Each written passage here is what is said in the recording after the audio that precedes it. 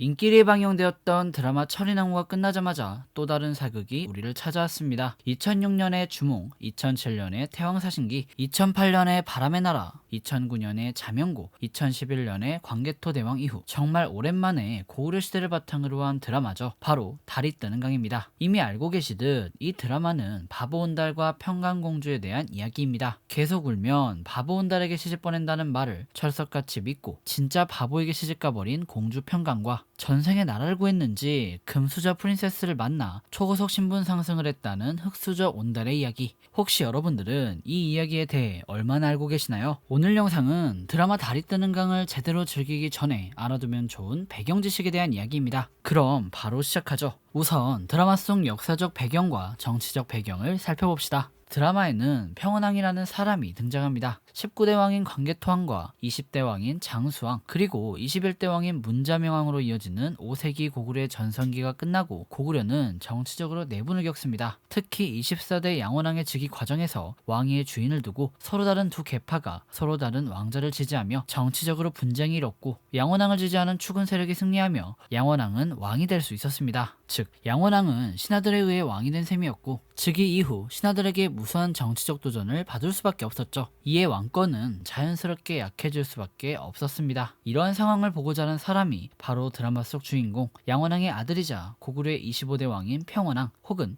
평강왕이라고 불리는 사람입니다. 드라마를 보니 평원왕은 계루부, 소노부, 관노부 등 세 부족들에게 소금 전매권을 빼앗기고 정치적으로도 많은 공격을 받는 듯한 장면이 나오는데요. 이에 대해 잠시 설명을 하자면, 고구려는 국가의 시작부터 오부족 연맹체였습니다. 드라마 주몽이나 태왕사신기를 통해 보았듯 계루부, 소노부, 관노부, 순노부, 전로부 등 총 5부족이 연합하여 세운 연합국가가 바로 고구려죠. 건국 초기에는 주몽이 아닌 소선호 계열의 소노부가 권력을 잡았으나 점차 고주몽 계루부에게 밀려 정치 주도권을 빼앗겼고, 결국 6대 왕인 태조왕대에 이르러 계루부고씨의 왕위 세습권이 확립되며 고구려는 계루부 중심의 국가가 되었습니다. 전로부의 경우 전통적으로 왕비를 배출했으며, 드라마 속 평강의 어머니 또한 전로부가 배출한 여걸이라는 표현이 등장하는 걸로 봐서 드라마가 어느 정도의 고증은 지키고 있는 것처럼 보입니다.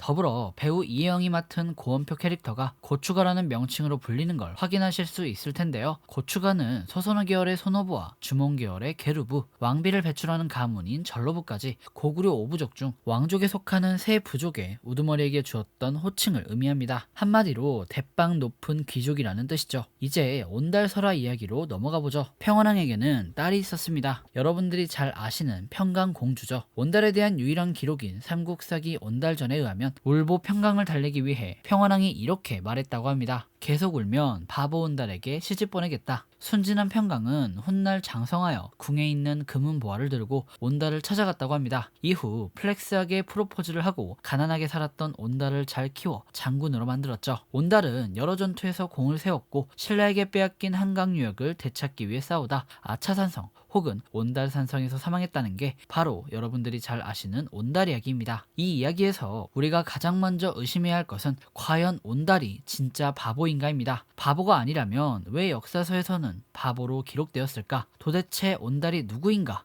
이 부분이죠. 심지어 고구려의 귀족인 공주가 직접 온달을 찾아가 혼인을 요구했다는 건 온달이 그만큼 가치 있는 인물이라는 뜻이기도 할 겁니다. 역사학자들이 밝혀본 온달의 정체에 대한 여러 추측들이 존재하지만, 본 영상에서는 윤공 개인이 생각했을 때 가장 합리적이라고 생각하는 두 가지 설을 말씀드리겠습니다. 첫 번째는 온달이 신흥 권력층이었다는 설입니다. 드라마 속 내용처럼 고구려의 왕권이 약해지고 있는 상황, 신하들에게 견제를 받는 상황, 고구려 왕실은 자신의 지지 기반이 필요했을 겁니다. 이에 기존 오부족이 아닌 또 다른 세력을 물색했고, 이 결과 고구려 내에 떠오르는 신흥 권력층 내지는 부자를 평강공주가 설득해 왕실의 지지 기반으로 만들었다는 것이 첫 번째 설입니다. 이게 맞다면 문제가 생기죠. 왜 고구려는 온달을 가난뱅이의 바보로 기록하였느냐? 바로 다음과 같은 문제 때문입니다. 역사는 곧 정치입니다. 고구려 왕실이 힘이 부족해서 신흥 세력을 물색했다. 이를 그대로 기록하면 고구려 왕실 입장에서는 엄청 쪽팔리겠죠. 이에 모두를 감동시킬 수 있는 장치가 필요한 겁니다. 바로 신화 혹은 설화를 만들어내는 것이죠.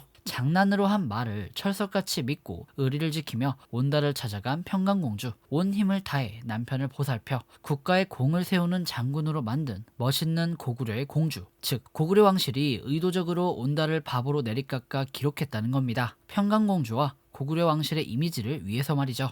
온달이 바보였다는 MSG만 빼면 그 누구에게도 해가 되지 않는 내용입니다. 평강은 조강지처, 온달은 국가적 영웅, 평원왕은 이 모든 것의 시작. 후대 사람들이 고구려에 대해 동경을 갖기 충분한 스토리죠. 또 다른 해석은 온달이 중앙아시아계의 혼혈이거나 중앙아시아 사람이라는 겁니다. 실제 드라마의 배경인 6세기, 고구려는 중국을 비롯하여 여러 국가들과 교역을 했던 국가입니다. 당연히 중앙아시아도 교역 상대국에 포함되어 있었죠. 역사적 기록에 의하면 현재는 우즈베키스탄 영토에 사마르칸트라는 국가가 존재했었다고 합니다. 그리고 이 국가의 왕족은 온씨였다고 하죠. 즉 온달은 고구려와 중앙아시아의 교역 과정에서 잠시 고구려를 방문한 사마르칸트의 왕족이거나 후손이었다는 것이 두 번째 이야기입니다. 당연히 고구려말을 못했기 때문에 말하는 것도 복장도 이상했을 것이고 당대 사람들의 입장에서는 바보라고 부르기에 충분했죠. 하지만 평강은 알아본 것이죠. 이곳 남자들과 다른 온달의 남다른 DNA를 말이죠. 이에 고구려말을 못하는 바보 온달을 평강이가 키워서 고구려의 영웅으로 만들었다는 설도 존재합니다. 이렇게 설명드린 두 가지 설을 제외하고도 여러 설이 존재하며 특히 삼국사기의 내용을 충실히 반영하여 온달이 정말 바보였고 평강이는 순수해서 결혼했다는 정말 낭만적인 설도 존재하긴 합니다. 마지막으로 드라마 이야기를 하자면 드라마 1, 2화를 보니 어느 정도 역사를 따라가려고 애쓴 모습이 보입니다. 비록 유머이긴 하지만 온달 설화의 내용처럼 온달 엄마가 눈이 멀었다든가 냄새를 맡고 평강의 정체를 알아본다든가 평원왕은 정치적 위협을 받고 평강이가 온달과 함께 고구려라는 대의를 위해 힘쓸 것 같은 내용이라든가 전반적으로 고증을 신경 쓴 것 같아요. 다만 아쉬운 건 마치 중국 무협지를 찍는 듯한 김소연 배우의 액션과 중년 배우들과 20대 배우들이 나올 때 생기는 연기의 부조와 곳곳에서 보이는 개연성의 문제, 돈이 부족했는지 아스탈련대기, 더킹 영혼의 군주 등 여러 드라마를 떠오르게 하는 세트장과 소품 고증 등 전반적으로 아쉬운 부분이 많이 보이기는 합니다. 그리고 드라마의 주인공 중 한 명인 평원왕에 대한 묘사도 아쉬운 게 있어요. 사실 역사적 기록대로라면 평원왕은 그다지 무능하고 유약했던 왕은 아니었습니다. 신하들에 의해 견제를 받긴 했어도 드라마처럼 아무것도 못한 왕은 아니었죠. 드라마에선 어리석은 측면이 부각되던데